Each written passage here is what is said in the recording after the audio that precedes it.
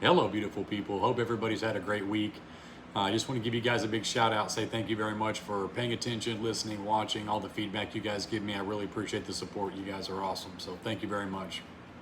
Um, this week I spent a lot of time. I think I've told you guys a little bit about how I struggle with self-control and behaving myself and constantly feeling the need to insert myself in situations that aren't my responsibility, or if I go around trying to fix people or persuade people or convince people, or step in to things that I shouldn't be involved in, because I think it's a lot mostly to do with ego, but we always feel like we have to put ourselves and insert ourselves in situations, and I struggle with keeping to myself and minding my own business and not always trying to go to everybody's rescue, try to save this person, try to help this person, or if I see some sort of injustice, I feel like I got to step in.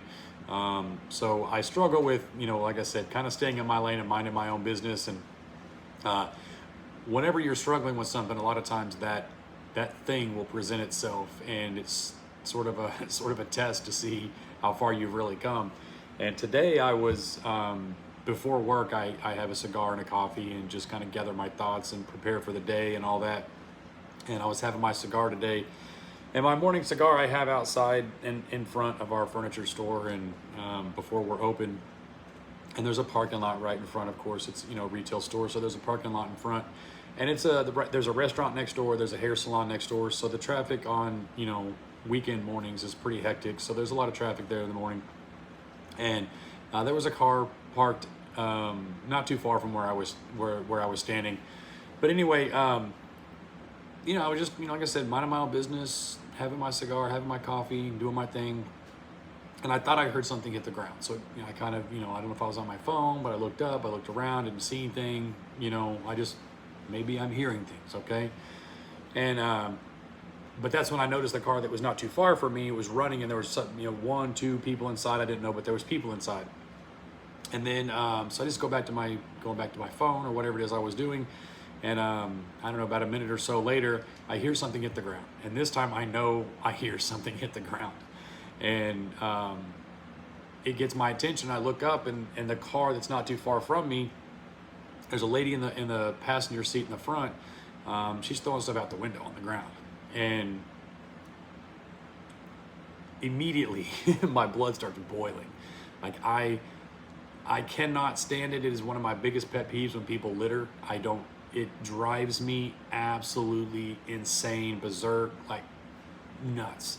And I once I heard this expression that only trash litters, and I stick to that. Like, there's just no reason to be throwing stuff on the ground, throwing stuff out of your car. Like, it drives me absolutely insane. People live here, people work here. The planet doesn't belong to you. Like, whatever you throw out of your car, somebody else has to pick up. Like, it's the mindset of a human being that litters. Like, I want to be as far away from these type of people as possible. Like, these are the kind of people that ruin everything for everybody. Like, this is why we can't, simple things like that are the reason why we can't live in a civil society. And I know people are gonna, try to excuse the behavior or say it's not that big a deal, or whatever the case is. But the reality is that only a small percentage of people cause all of the problems in society. Like in New York, back when Giuliani was elected I forget what he was. I forget even the position he was elected to in mayor. But it was mayor in New York.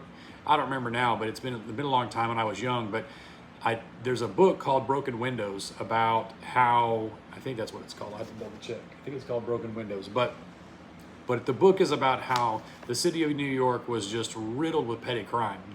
And serious crime too. So crime was just out of control before he got elected, because the prior, police commissioner, DA, mayor, governor, whatever the case is, all the positions of power were hot and heavy on only policing heavy crimes and serious crimes and major offenses and things like that. But they were letting petty crimes go, petty thefts go. They were letting trespassing go. They were letting drinking on the street go. They were letting small drug offenses go. They were just letting all this stuff go because they really only wanted to pursue the bigger crimes. The reality is that when Giuliani got elected, they changed all those policies to where they were really they started enforcing all of the smaller crimes. All of the people that were like jumping the turnstiles in the train station, in the subway, they were people that were urinating on the street, they were booking them. The people that were drunk in public in the middle of the night, they were arresting them. And what they found was that the people that were committing all those petty crimes, those are the same people committing the serious crimes. So as they were taking these people committing petty crimes off the street, they were also taking the same people that the drunk guy that jumped the turnstile in the subway that didn't pay his fee to ride the subway was the guy that went on to commit a more serious crime that evening. But since they caught him doing the minor offense and they arrested him and booked him, he wasn't on the street to commit the more violent crime later in the day. So in my opinion, that's how my mind works. My mind is telling me that this is the same kind of person. If they're willing and I mean, we're talking about broad daylight in a busy parking lot with people standing around just throwing stuff out of your car. Like, and I dislike talking negatively and bad about people because I don't know what is wrong with that person that caused them to think that that's okay. So I know they have problems and they have issues, but what kind of lowlife just throws things out of their car into a parking lot on the ground? Like, and the bad thing is that again, there's not that many of these people out there, but they're out there. I mean, these people are out there. And it's so frustrating that we try to get along as a society and as a group of people. We try to make a very difficult situation for everybody work. Like we're trying to do the whole multiculturalism experiment. We're trying to live together. We're trying to work together. We're all, up against the federal government and local and state governments. Like it's us against the world, and should be working together. And we have our neighbors that shop where we shop, eat where we eat, park where we park, just throwing stuff on the ground. Like it's somebody else's problem now. Like it just blows my mind that these people exist, and I want them as far away from me as possible. And I don't care where they're from. I don't care what their background is. I don't care what their skin color is. I don't care what language they speak. I don't care. I want them all away, as far away from me as possible. So, because it's the same people that don't respect other people. They try to dictate to other people what they can and can't do. They try to, they let all of their life is a complete disaster. So that it just sort of overflows onto everybody else, and we have to deal with it. We got to pick it up. We got to pick up the pieces. They're the same person that doesn't pay their bills, which is why all of everybody else's bills are so much higher, because we got to make up for the person that doesn't pay their bills. We got to make up for the person that doesn't pay their medical bills. We got to make up for the person that doesn't pay their taxes. We got to make up for the person that can't afford to pay the doctor, so we got to pay the bill. We got to make up for the person that doesn't have a job, so they are unemployment for their entire life. We got to pay for the person that's not really on disability, but they jump through the hoops to get on Social Security disability. Like, we got to support these people. So I want these people as far away from me as they can possibly be. And I know that's a pipe dream. I know that's not real. I know I can't put distance between me and terrible people, because terrible people are everywhere. I can't buy a plane ticket and fly somewhere where there's not terrible people, or there's not low lifes, and there's not people that litter.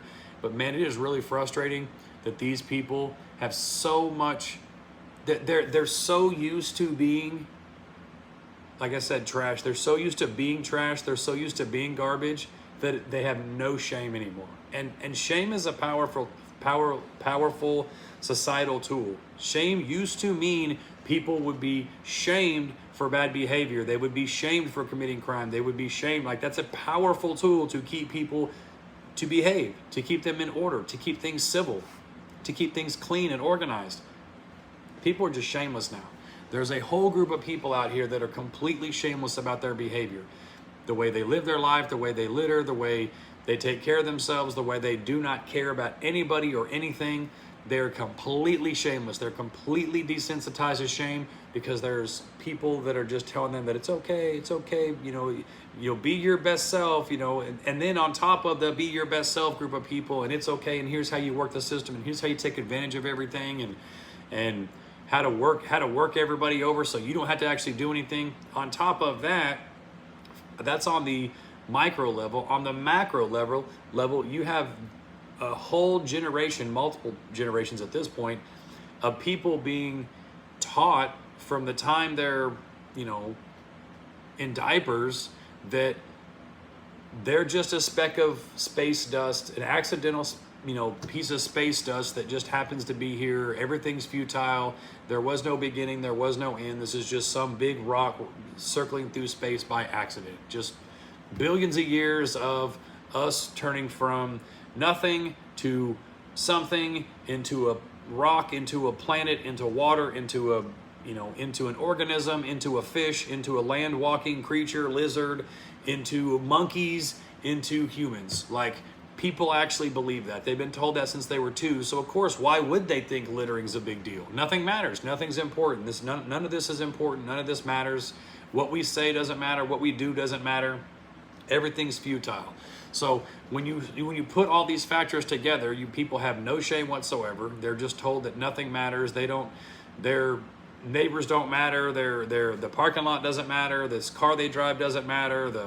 Nothing matters. Nothing has any value. Nothing belongs to this community. Like, the people that work here, the people that live here, you can just throw stuff out of your car. Like, why does it matter?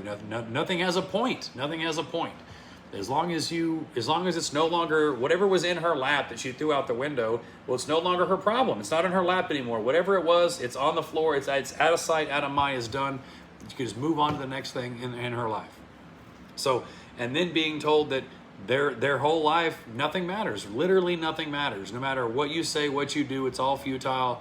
It's all pointless. It's all meaningless. And there's no point to life. There's no creation. Everything's just a random accident. So you put all these factors together, that number of people, that small number of people that do all the littering, that commit all the crimes, that make things difficult on everybody else.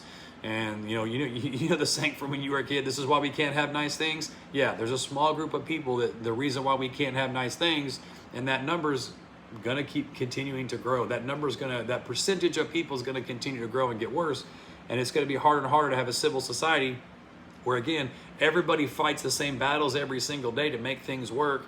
Everybody's got bills to pay. Everybody's got rent, electric, water, gas, groceries, car payment, insurance.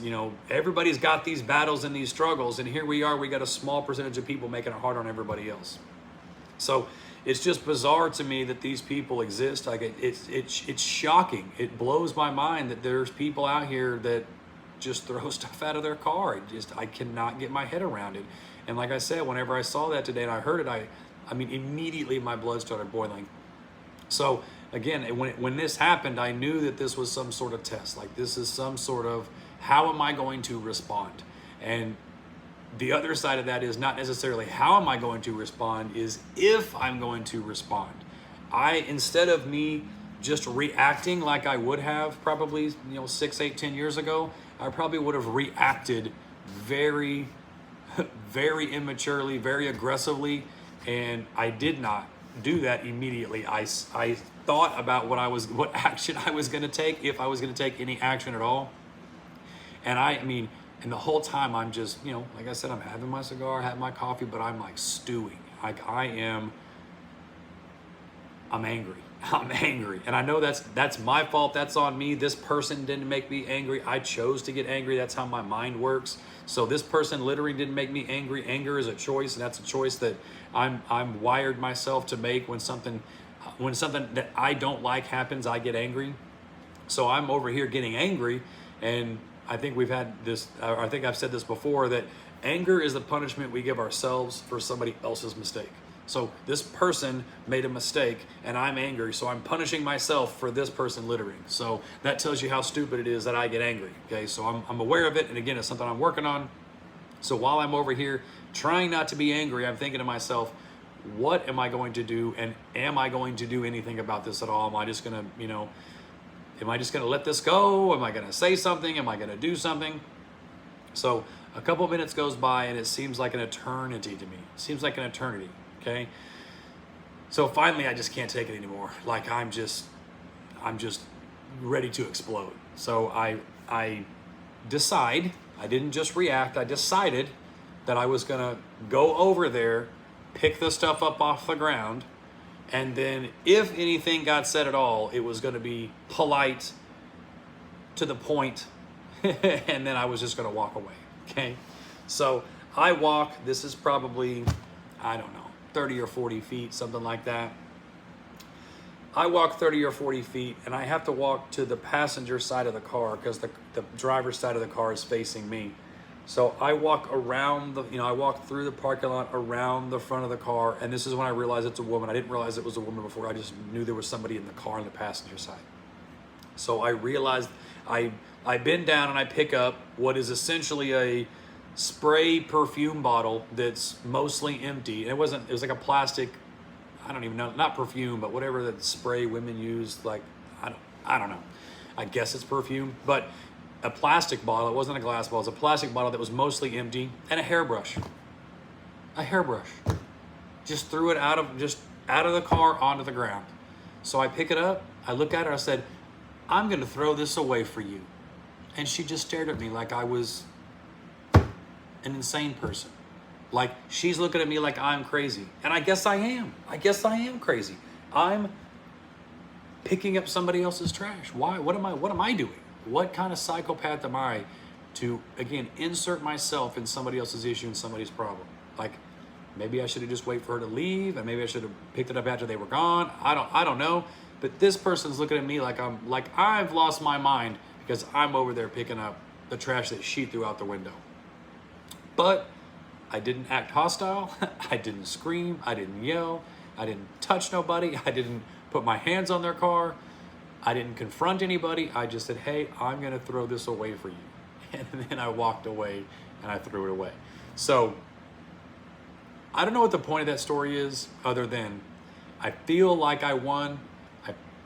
Not me versus her, but me versus me. I feel like I beat me today, that I didn't lose my mind. I didn't go berserk, didn't put my hands on anybody. I didn't, like I said, put my hands on their car. I didn't get aggressive. I didn't get like ballistic, crazy, berserk like I would have in the past.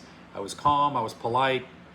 I don't think she's bright enough to get the point or understand. Do I think she's going to litter in the future? Oh, absolutely. Absolutely. What happened today is not going to stop her from littering. She's that kind of person.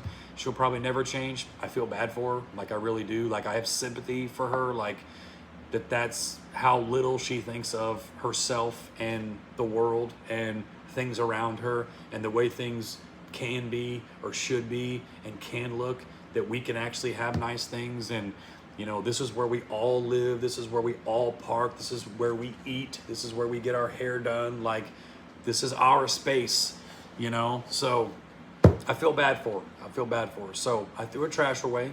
I nicely threw her trash away, and I went about my day. So I don't even know why I got off onto that tangent this evening, but that's what I've been thinking about today. So I thought I'd share that with you. And I'm sure you got the feeling that I'm not a huge fan of the evolution theory. I've been doing a lot of homework and research on this evolution thing, and I'm not buying it. I'm not into it. Like I tried. I wanted to believe it. In my gut, in my stomach, when I was, however old, that 6, 7, 8 years old, when you're in elementary school and they start telling you about all this, it didn't make sense to me then. I thought it was nonsense then. I didn't know why. But growing up, still kind of thought it was nonsense. And I believe more strongly now about it than I ever have.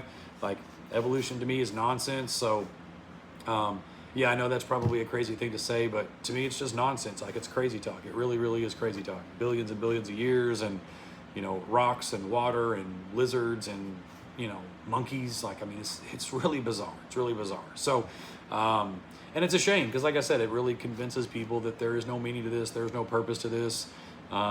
It's unusual. It's unusual. So, but I think it's a power thing. I think that's really what it comes down to, is power and control. I mean, it's really, really difficult to keep 8 billion people in line. You know what I mean? Like, it's hard to convince 8 billion people, And I do hear this argument that, religion was used to control man and control man's behavior. And I have a little trouble trying to figure out the angle that they're saying that religion was used to control people, when really the Bible that I read is more of denying yourself, denying your desires, denying, repenting from your sins. And the sins in the Bible are pretty cut and dry and clear. And if everybody obeyed those commandments, then we'd probably live in a pretty nice place, and it'd probably be good for everybody. You know what I mean? So I just find it unusual that people think that, and then they always say that, well, the Bible was written by a man. It's you know, it's a tool. It's, you know, it's used to manipulate your behavior, and every book you've ever read is written by men. So how is it that the textbooks that you read that evolution is a thing is your gospel and your Bible?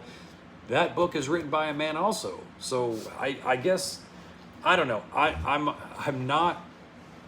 I guess I'm trying to figure out how to put the thoughts into words on how can you look at, say, the pyramid, the Great Pyramid of Giza in Egypt. How can you look at that pyramid and instinctively you know that that was built, that that was made, that that was, you know, engineered and crafted by somebody? We still don't know, which is unusual to me in itself. I do think there are people that know how that got there, but again, it's about control. In my opinion, it's about control, but I do think there are people that know how it got there. But in a sense, mostly we don't know how it got there, who exactly put it there, how it got built. To this day, the best I understand, for the most part, most people still believe it was built by slaves. I don't believe that. The blocks are too big. They were quarried from the rocks were pulled from a quarry way too far away. I just don't believe it was built by slaves. That doesn't make sense to me. I can't make sense of that. They can't find real proof of it. So it's bizarre that people still kind of believe that these huge megalithic rocks were quarried 500 miles away, drugged to a boat, put on a boat, drug, and then put hundreds of feet up. I mean, it's just so bizarre. Such a bizarre theory. But anyway, how can a person look at the pyramid and say, hey, this was built by somebody, by something? Like, this took a engineering person, engineering team. It took design, it took time, effort, energy. Like, it took a lot to make this happen. And it's a complex structure. There's tunnels, there's it's 8-sided. It appears to be 4-sided, but it's actually 8-sided. That pyramid and the other 2 pyramids line up directly with 3 stars, like 3 other stars at a certain time. I forget, there's something to do with the pyramid and pi and the speed of light. I mean, it's just all these like nearly impossible mathematical things are around the pyramid. So I think it's unusual that all of those things didn't happen by accident. Like, somebody came up with that, a group of people came up with that. How can you look at the pyramids with all of those things and tell yourself, oh, that was an accident? Well, you wouldn't. You would never look at that and say that was an accident. You know, instinctively and intuitively that was built, designed somehow by somebody. How can then look over here and see the planet, human beings, the most complex thing to ever exist, and say that it was random? Like, it's just so bizarre. Like, how can you look at plant life, spring, fall, winter, summer, trees, birds, like rivers?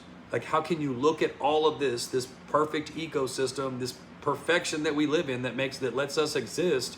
How can you look at all that and just be like, oh, that's random?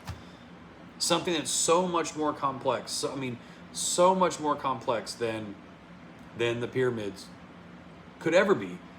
Human beings, the planet, where we live, our atmosphere, or whatever you want to call it, our ecosystem, like where we exist, how our bodies work, like, and just say, oh, that's random. Like the human body, and then consciousness. That's another thing I still can't fit consciousness into the evolution model. That's something I think about all the time. If this is all random, if this, we're just random, piles of cells after billions of years of evolution, it still doesn't explain consciousness. Consciousness is not physical matter. Like, if you want to say rocks evolved, or you want to say rivers evolved, if you want to say waters evolved, or our atmospheres evolved, all those things can be physically possible. I'm like, okay, yeah, I believe in microevolution. I don't believe in macroevolution. But consciousness, like your individual consciousness, like your inner being is not a physical matter. Like, that doesn't just appear. Your consciousness doesn't just appear out of out of matter. Like, it's immaterial. It's so bizarre. So that's, I don't know, I'm stuck on that. I've been thinking a lot about it. And when I read the Bible, what it tells me is that we were wonderfully made in the womb. Like, that makes sense. That makes way more sense than we were just some random accident that somehow has consciousness. Like, that's so bizarre. So been thinking about that a lot. I don't know where I'm rambling now, but yeah, so if anybody's got some insight on how, if just hit me with like the best of the best, like, you give me your case for evolution and why this thing is billions and billions and billions and billions of years old. Like, I just need a better understanding, because everything that I'm reading and listening to, like, it's just like my BS meter just keeps going off. Like, this just, like, even another one, and I know I'm getting way off track from what I was talking about, but we supposedly came from single cell organisms. In the evolution model, we came from single cell organisms. And there are supposed to be still single cell organisms. Okay, so if that's the case, the human body has about 30 trillion organisms. So there's single cell organisms, and then the human body has 30 trillion. It's a pretty big jump from 1 to 30 trillion. So I'm not saying that, I'm not saying anything one way or the other about that. But if there's single cell organisms and there's 30 trillion cell organisms, where are the 2 cell organisms?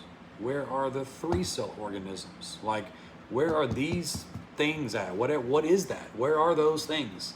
Because it's a hard thing for me to get from 1 to 30 trillion without seeing something in the middle. Like, and I'm not saying there's nothing in the middle. I'm just using humans as an example. Who knows? Monkeys might have 20 trillion, and parakeets might have 3 trillion, or I don't know. I haven't looked at all that, but I've definitely looked for 2 cell organisms and they don't exist. I've looked for 3 cell organisms and they don't exist. So I didn't go up the ladder to 30 trillion, but if there's 1, there's got to be 2. So you can't go from 1 to 30. Where's 2? So show me 2. I want to see step 2. So hopefully somebody who's watching this can point me in the right direction on how does that work? How do you get from 1 single cell organism to 30 trillion? Like, I'm gonna need to know some more information on how that leap happens. So anyway, I'm gonna wrap it up for tonight. I love you guys. You guys are awesome. Please don't litter. If you litter, you need help. You need a lot. If you feel like littering is the thing, like, or if you think it doesn't matter, you need help. And if you don't get help, that's fine. Just stay away from me. Stay away from me. Like, I don't want to be around you. I see this all the time. Like, and I'm running out of time, but when I go somewhere, when I'm driving, like, I want to be first. I want to be going the fastest. I've got a lead foot. I drive like a lunatic. I drive fast. And when I was younger, I used to get really, really close to people's cars and didn't care, reckless, whatever. Now I still drive fast. I don't drive near as reckless. So I still drive quickly, just with a lot more space between me and the other cars. But I see these cars out here that are completely beat up. But I'm not talking about anybody's finances. I'm not talking about anything like that. But I'm talking about people that have cars that are beat up all the way around, not from like a little fender bender that their insurance hasn't fixed yet. I'm talking about this car's beat up all the way around. All 4 corners are crushed in, bumpers are hanging off, pieces are missing, the side panels are ripped, the doors are banged up. Like, the car's completely trashed out, and not from just like one little fender bender accident. It's like multiple, like, this person's probably been in 10 accidents. Like, they have no insurance. Like, when I see these people, I get as far away from them as possible. When I'm on the road and I'm driving and I see this person driving this way and with this raggedy car, I get out of their way. I want nothing to do with this person. I don't want to meet this person. I don't want to talk to this person. They don't care about their car and their life. I know they don't care about me and mine. I'm getting as far away from this person as possible. And I feel the same way about people that litter. I feel the same way about people that, like we were talking about recently about, when people open up their mouth, they just show you how stupid they are. Like, I want to get as far away from these people as possible, because that stuff is contagious. I'm telling you, stupidity is contagious. And people that don't care about anything, that's contagious. I want to be as far away from it as possible. So if I'm driving down the road and somebody's got a beat up, messy, I used to drive a piece of junk. I've driven several of them, so I'm not saying I'm anybody special, and I used to drive like crap. So anybody that avoided me back then made a very good decision. So I'm just saying maybe I've grown up a little bit, matured a little bit, that I'm the one watching out for the knucklehead with the beat up car driving like a maniac with no insurance. So I stay away from those people, just like I stay away from people that litter, and I stay away from people that think none of this matters, that this is just some kind of accident. Like, none of this has any kind of point to it. We're all just, you know, bags of goo. Like, I'm not into all that. So if you litter, that do you just do it as far away from me as possible, because I don't want nothing to do with it. And really, I don't want to have to pick it up either, because I will. And I walk almost every single day when I walk into the store, or I'm walking through my parking lot here at the shop, I'm picking up trash. I'm picking stuff up off the ground practically daily. Like, I'm picking stuff up off the ground. And really, I'm just tired of picking up other people's trash, man. Like, pick up after yourself, clean up after yourself. I mean, we all got to live here. We all got to eat here. Like, care a little bit. Just care a little bit. All right, I appreciate you guys. Y'all, I love you. You're awesome. We'll see you soon. And holler. Bye.